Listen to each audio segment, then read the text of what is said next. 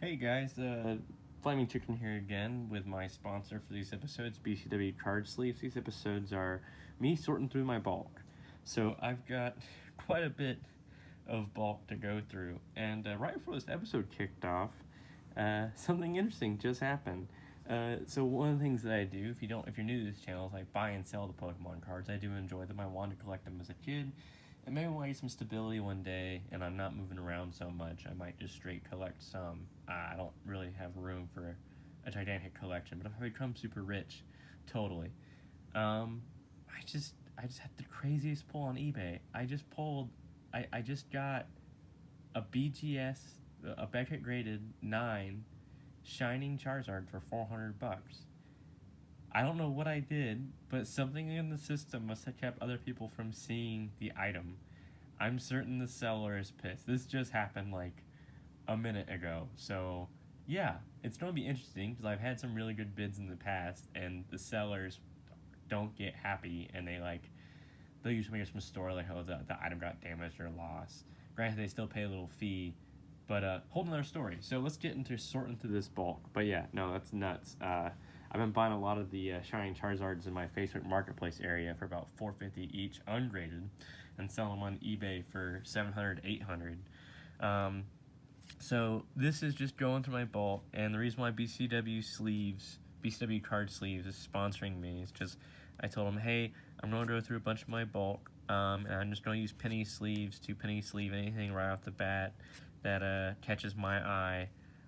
So it's not always a guarantee, but sometimes when people give you bulk, they will accidentally leave cards in that they weren't considering. And bulk is basically just a good spirit. I don't know what I would call it. It's like a good salesman, like, hey, thanks for buying my cards. Thanks for being a loyal, like, regular. I have this bulk that I've been building up that I don't feel like you're sorting. I'll give it to you at like an extreme base value of like a penny per card or so.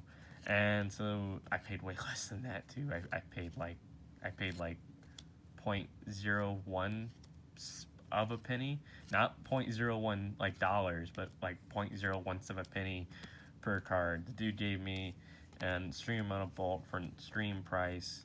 Um, there has been some stuff worth going through and picking up, and so like it sounds like I'm moving again, but if you have the time and you feel like listening stuff and like you just have nothing better to do, which a lot of times I don't, you can usually get, if you sell these individually, you can usually get like 50 cents a card.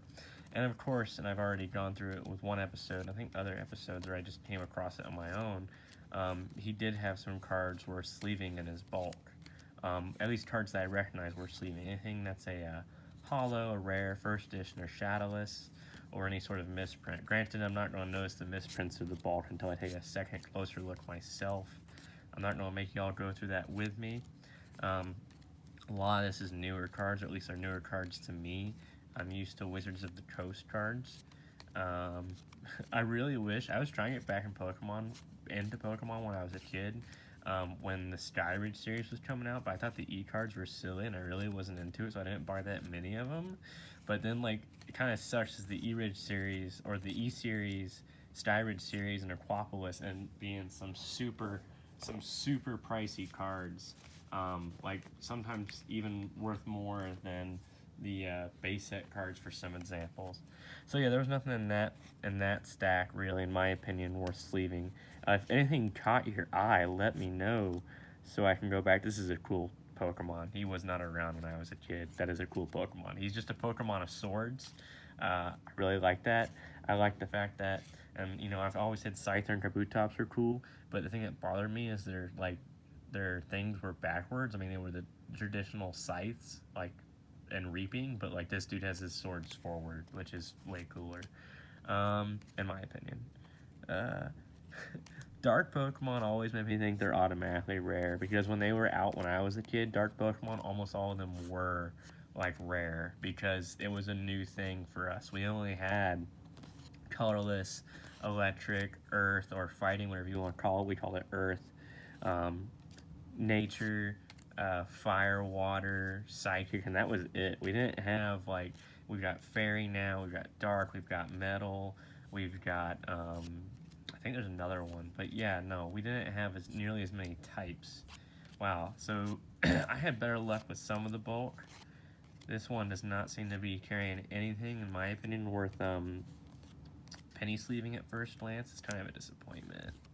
But as I said, like, I hate either sell these as bulk lots, you know, letting people know, hey, no rares, nothing in here, just bulk cards. You know, and there's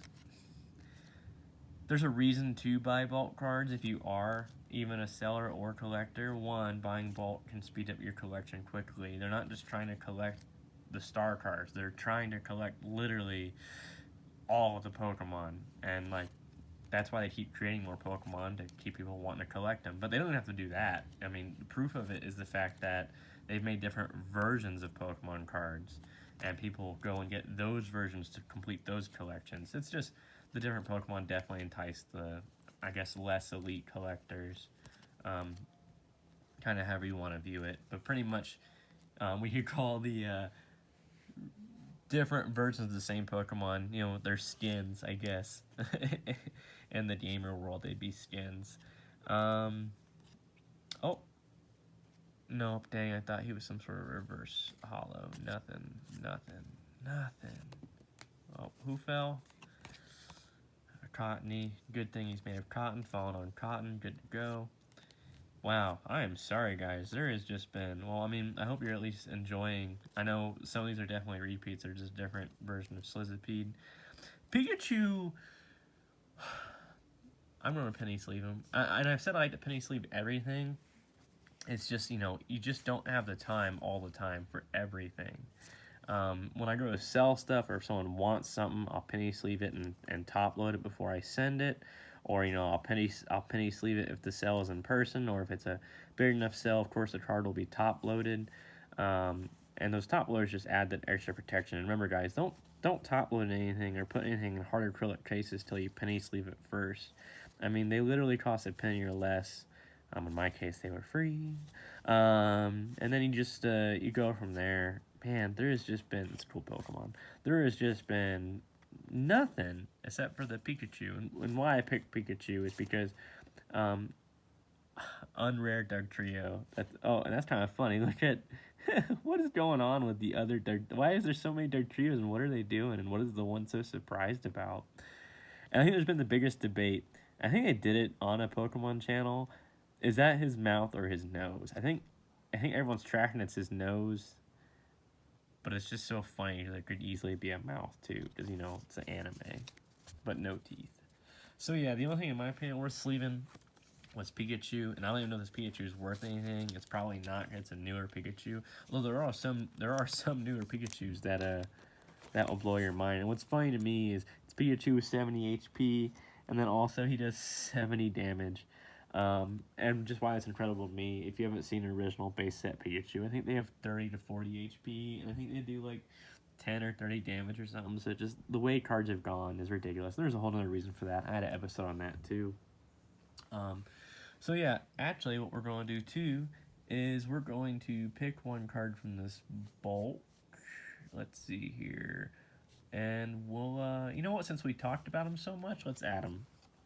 We're going to add this Dugtrio. So once we hit 50 subs, one lucky winner will get this base set Beedrill, this Kakuna, this Aerodactyl, this Fire Energy, and this Dugtrio. I have no idea if that trio is worth anything. I sure hope not. As I said, we won't give them a giveaway.